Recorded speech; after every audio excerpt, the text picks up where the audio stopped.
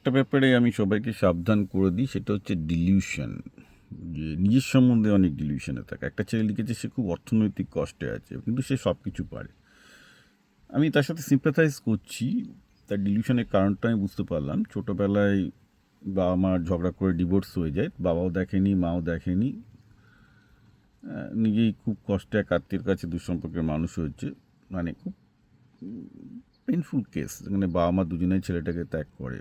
এরকম হয় আমি জানি না ফ্র্যাঙ্কলি।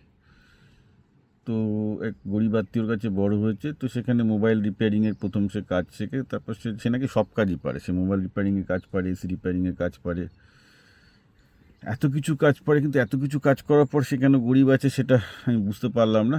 তারপর মেলটার পরের দিকে সে বুঝতে পারলাম তার গায়ক হওয়ারও ইচ্ছা হয়েছে। সে বিভিন্ন প্রচুর গান করে, সে সাউন্ড ইঞ্জিনিয়ারিংও শিখেছে। বুঝলাম সে পৃথিবীর যাবতীয় কিছু শিখেছে। ভীষণ ডিলিউশন ব্যাপার এটা। অর্থাৎ সে একটা ব্যাপারে ফোকাস করেনি। সে যে একটা মোবাইল ফিক্সিং করে সেটাই কাজকে লাইভ করবে সেটা করেনি। আর যদি সে এসি রিপেয়ারিং মেশিন হবে সেই ব্যবসাটাকে বড় করার চেষ্টা করবে, সেখানে কাস্টমার ধরার চেষ্টা করবে, সেখানেই আরও তাকে কন্ট্যাক্ট বাড়াতে হবে, সেটা করেনি।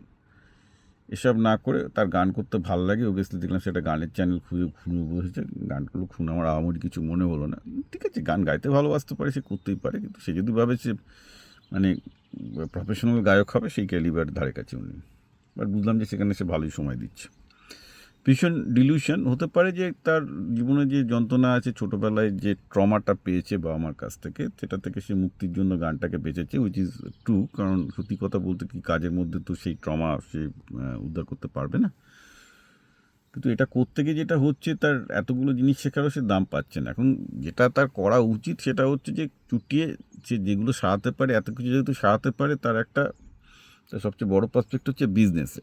যে একটা স্থানীয় একটা লোকালিটি ধরে কত বাড়িতে এসি সারানোর লোক, লোক কিছুই পায় না।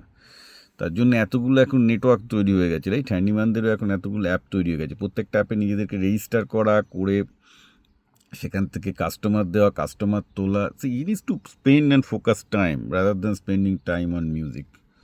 কাস্টমারের ধরার পেছনে সময় না দিলে সে কিন্তু টিকতে পারবে না।